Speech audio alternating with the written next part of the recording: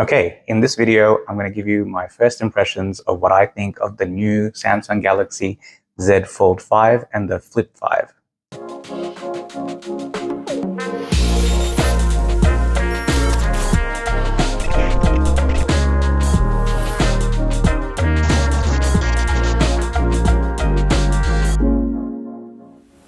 Hi there, welcome back to the channel. My name is Rafi. I am a medical doctor who likes all things tech, travel, and totally random tidbits. So today we're talking about the Z Fold 5 and the Z Flip 5. I was recently invited to the Global Unpacked event in Seoul, Korea, where I got to watch the launch and also have the devices for a few days to develop some first impressions. So here's my thoughts. After the Unpacked event, there was a trade show floor. It is packed, it is crowded, and all the devices that were talked about at the launch are spread out for anyone to pick up and try. So I went straight for the Fold, which is the device that I was most looking forward to. If you held both side by side, and one of my friends who was there with me, Jason, he owns a Flip 4. So we were comparing it, and look, the gap is now totally gone. It folds flat on both devices, and it's not that big a gap to begin with, but the feel in hand is very different. It took me a while to find the word, but the best I can come up with is refined. And what do I mean by that is that, yes, it's something that was existing and it's been made better, like refining something, but it's also kind of like refined and elegant. I'm not one to describe most technology as pretty, but both devices, I couldn't help but pick them up and kind of hold it against the light and just look at how they felt and looked. They're genuinely pretty devices. The other thing that I noticed is that I don't want to say they're dense, they're actually lighter than before, but it is more compact. And as a result, it just feels solid. The hinges on both devices feel very, very firm. Not so much that you can't open it, obviously, but it feels like it's well engineered. And that carries through to most of the finishes. The rails are actually lovely with that slight hint of the color. The other thing about it is that both devices come with the ability to personalize quite extensively, especially the Flip. We went to the Gangnam flagship store, and most of the actual floor space was devoted to the devices but the personalizations. So there's these cool covers where you can put on a graphic on the bottom, and it'll actually change the wallpaper on your front cover screen. Now, onto the Fold. I got to try this device out for about a day and a half, and it was just a device. I didn't have the S Pen or anything else like that, but I have a few thoughts on that as well. My thoughts on the Fold 5. So I got to try this device out after Unpacked for about a day and a half. And the first thing was that when I picked it up, it is, as I mentioned before, a very refined phone, but it's less thick than I remember the original ones being. In the past, I took my S23 Ultra that I'm filming on, and I put my friend's one, and the Fold in the previous generation was about the thickness of two smartphones back to back. This time around, it is significantly thinner by about 50% or so. So it's like 1.5 what smartphones think, which doesn't sound like much, but when you go and fold it and put it in your pocket, it actually feels a lot more compact than the S23 Ultra does, because it's the actual width of it is smaller, so it feels a bit more compact. When you unpack the screen though, like I could not stop just unfolding and watching YouTube and whatnot. The flex hinge is very firm, so I basically ended up just sitting it up at a rough angle, lying on the bed and watching YouTube videos for the first few hours with it. The screen itself is lovely. This is not going to be a technical review of any of this. Other thing I found is that the camera system, it's not quite S23 Ultra levels, but it's pretty darn close. And being able to rest it and position the cameras to any angle to take photos means that, you know, I could go out for a run and it'd be fine to not have a tripod, so I could get my shots that way. The other thing I liked doing was basically holding it up like a book, and then you can rest it on the ground and get the angles just right as well. You can get portrait orientation shots instead of just landscapes. The S Pen feels like it wasn't an afterthought.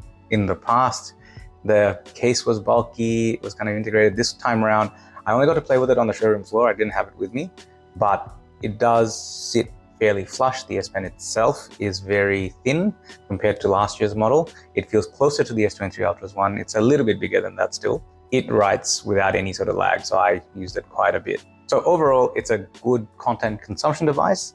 And in terms of productivity, multi-app window, that was amazing. So basically what this allows you to do is very easily multitask and have one app open on one side with other. So kind of like you would in a laptop or windows like this. So I actually found that the entire trip whilst I was using the Fold, that I did not actually open my laptop once. So if you are in the market for something that's basically gonna do your laptop level of functionality, but in a small compact package, like maybe you need to edit some Excel or look at multiple things. If your emails are more about finding data and emailing them off, very useful.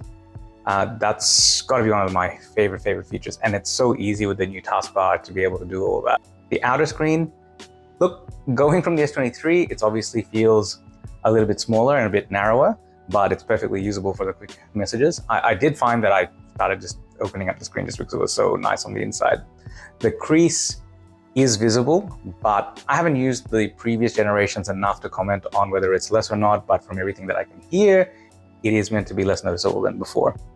When you go to write with the S Pen, you can see a little bit of a catch of the divot, but honestly, when I was using it, I didn't really care about it. Now, onto the Flip. The Flip 5 kind of blew me away. I didn't think I was the target market for this device, but when I switched over to it, I thought I'd just have a play and that'd be that. But of the two phones this year, I feel like Samsung put in a lot more effort into the Flip 5. It is gorgeous. I can't say just how compact it is and how much of a nice and pretty phone it is. I have so many photos and videos of me just holding the phone and just looking around and shining it in different lights. It is just a really nice phone. The cover screen obviously steals the show here. And from going from just such a small thing to essentially taking up the whole front area means that it's actually useful. And what I like, there's a Motorola Razr, I think they have you can basically run the OS on it. So it has the home button, back button, etc. But what Samsung have done is basically put custom panels on. And I think that's a much better way of going about it. Yes, you can't run any app on there. They have to be optimized. But as a result, each of the home screens look thoughtful. They kind of look elegant. They're useful in the right ways. They're glanceable. You can still reply and do all the quick things, but it doesn't try to take over the phone experience and squeeze it into something that it's not designed for. So as compared to the Fold, I found the Flip, I was barely opening the screen on the inside. And that's because you can do so much on the cover screen. The other thing with it is that with selfie mode, so double click and you can preview and take photos straight from there.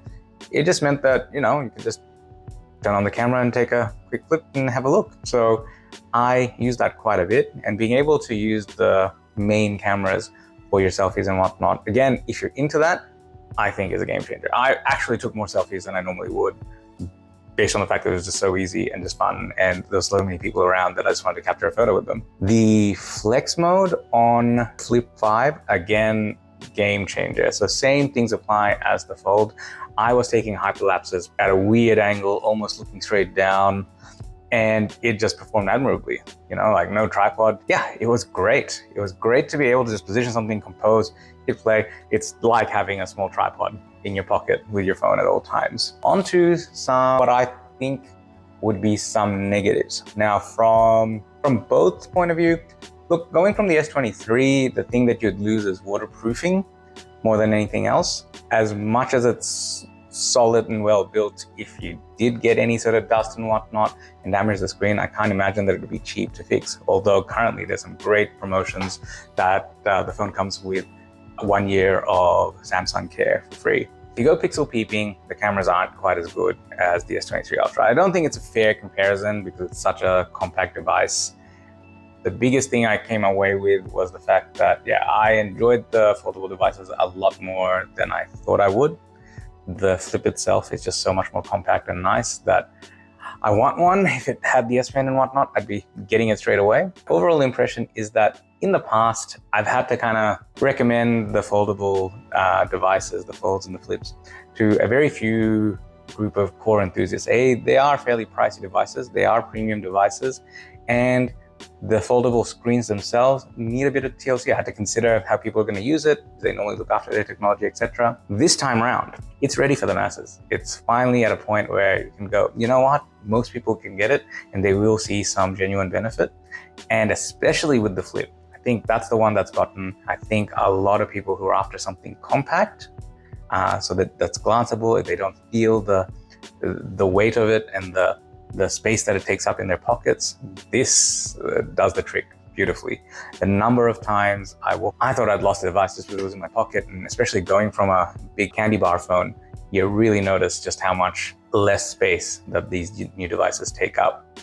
So overall, yeah, I liked both of them. The flip way more than I thought I would. The fold, it was closer to what I was expecting, but they're both refinements of the existing idea, and they're definitely something you should have a look at. We're at the end of the video.